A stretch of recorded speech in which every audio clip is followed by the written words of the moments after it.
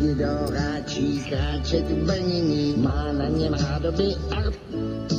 Když není urozen, rychle je pozrazen, když neříká krásné art, tak ten si říká o maleur. Moudrý král princeznin bratranec, když dával svých 5 dcer, řekl to dál nesnesu a prchnul do lesu, žádný ženich nemá R, kdo nemá R, ztrácí charakter.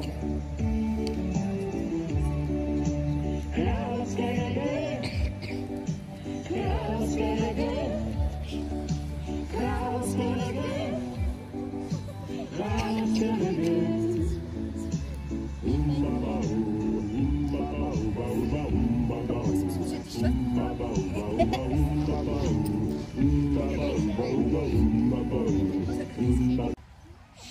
Žila byla jedna rušenka, taková prdelka.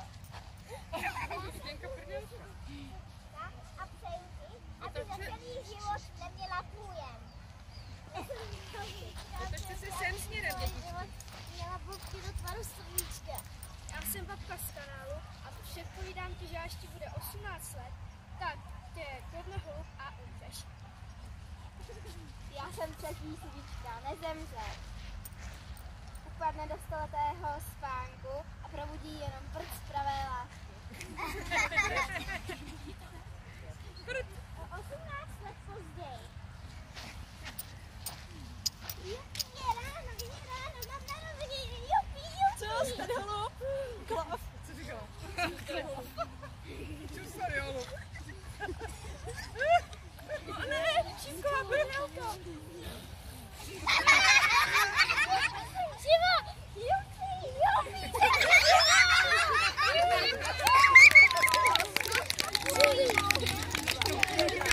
A žili spolu až do půjmu.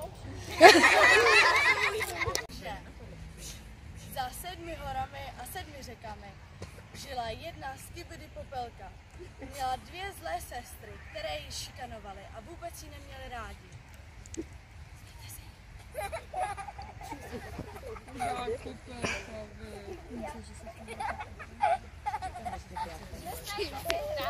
Holky, pojďte do mýho lamba.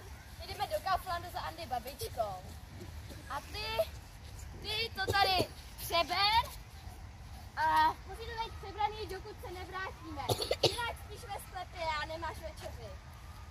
Sněhurka šla smutně přebírat. Popelka.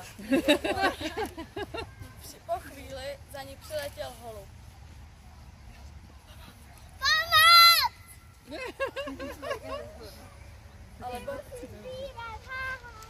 Ale bohužel se jí nevyspal a tak šla popelka dále smutně přebírat.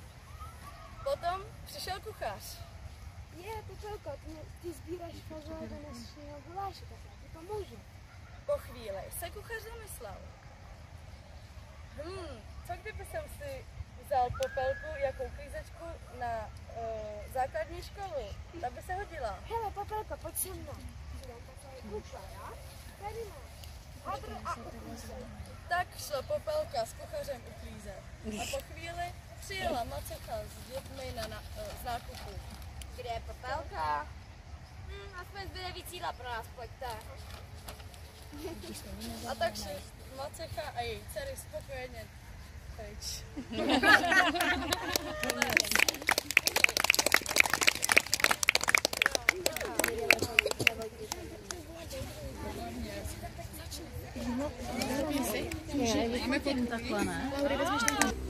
Dneska vám představíme příběh Jeníčka a Mařenky, chudých dětí s mrtvou maminkou a tatínkem a zlou macechou. Macecha děti nemůže vystát a tak do pití přisype záhadný prášek. Čaj! Poté macecha odvedla děti do lesa na borůvky a poté, co usnuli, macecha je opustila.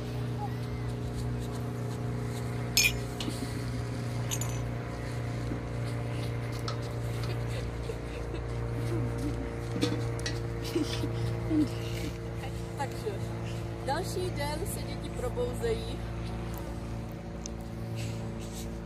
Kde je maminka? Tak půjde tady.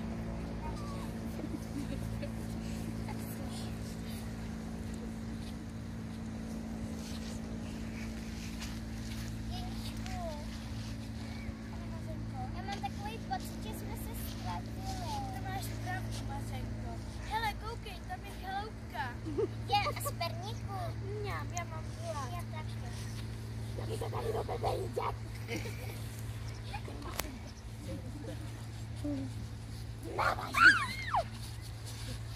Vy jste mi snědli můj perník? Ano. No tak to mi budete muset vynahradit, byl to vzácný perník až z Ugandy. Umíte vařit? Ano. Tak mazejte a upečte mi nějak. Jeníčku, ale my přece neumíme vařit. To máš pravdu, Mařenko. Ale já mám takový nápad. Já mám vždycky pro případ nouze takový prášek a tam to nasypeme. A oni to uspí. Jo. Děti prášek nasypali do perníku, přidali další potřebné ingredience a dali péct.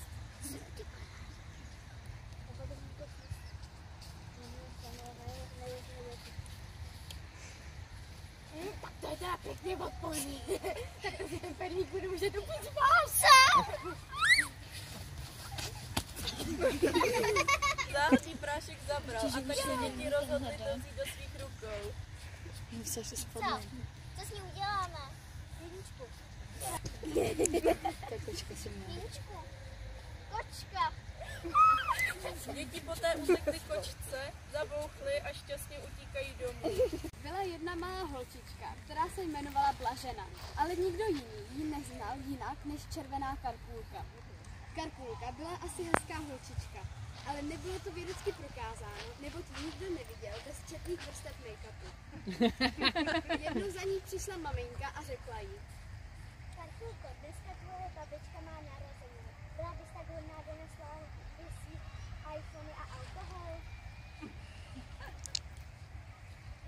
Maminka Karkulky byla velmi moderní žena, ovládala moderní technologie, čas trávila na Facebooku a štíhlou linii si udržovala cvičením pilates. A tak Karkulka zapla Google mapy a vyrazila na cestu.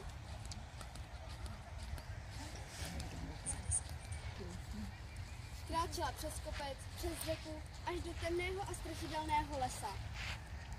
A najednou se tam objevil holub. Vidím voda. Kde se vzal, tu se vzal, vyběhl před ní vlk. Karkulka zrovna četovala s 10 lidmi zároveň a tak se ho všimla, až když do něj narazila. Co ty pohodáváš, holčičko? Ty říkáš, holčičko, ty nádhero. A víš, co je mýdlo a voda? Senáca. Já tu hledám signál. No. A vlastně jdu za babkou. A kde máš babičku? Dáme v té chatrče ze Slány a žena. Doufám, že tam bude signál. A teď u mě z cesty musím blogovat. Ahoj lidi! Karkulka po nějaké době došla k babiččinému sídlu. Ťup, ťup. Ahoj, papi! Happy birthday to you! Vlastně neumíš anglicky, tak já to hodím do překladače. Babi, co to máš si byla sama? Byla jsem u kadeřnice, co máš všechny s ušima. Byla jsem na půjčce, co máš si zlama. Jsem dávala mi rovek, a pojď se podívat víc. A vlk snědl Karkulku. Kolenský bezdomovec. Kde to dneska zalomí? Tahle kníže se mi líbí. Třeba tam bude i něco k snědku. Otevřel dveře a první, co uviděl, byl velký vlk. Vlčí maso jsem ještě neměl.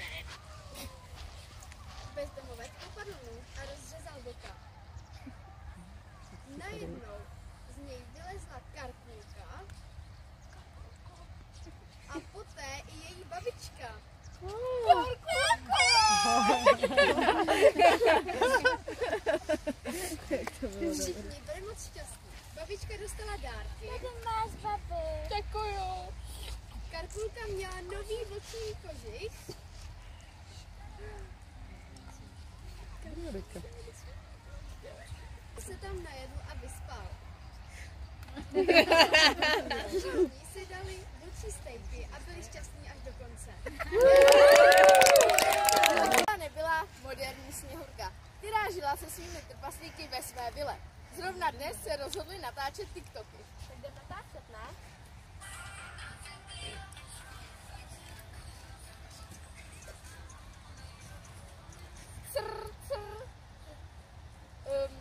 Jo, přerušil je zvonec a u dveří stojí bába. Nabídla Sněhurce banán.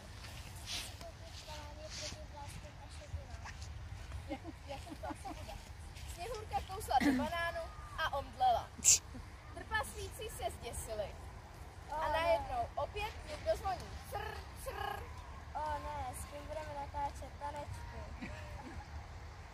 Crr, crr. Je to princ.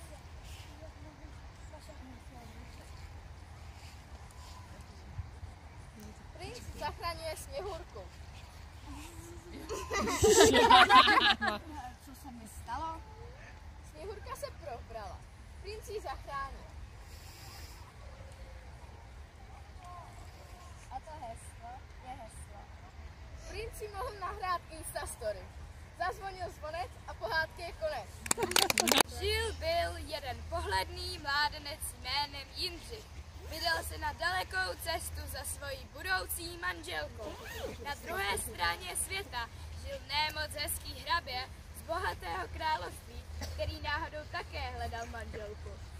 A co se dalo čekat, hrabě i Jindřich se potkali přímo před mlýnem, kde žila krásná Eliška. Uhněte, hledáme si manželku. My chceme taky manželku. Tak jdem s váma.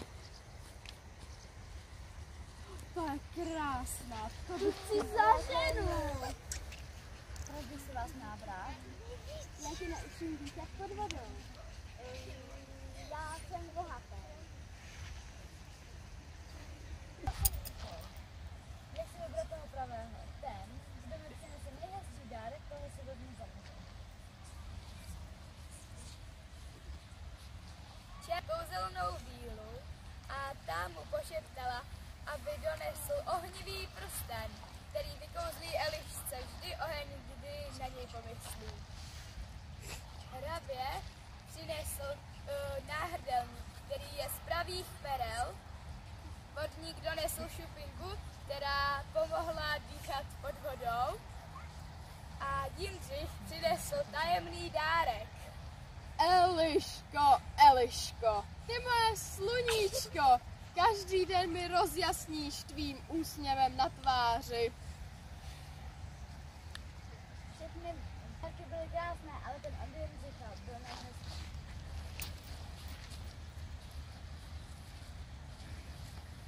A byla svatba.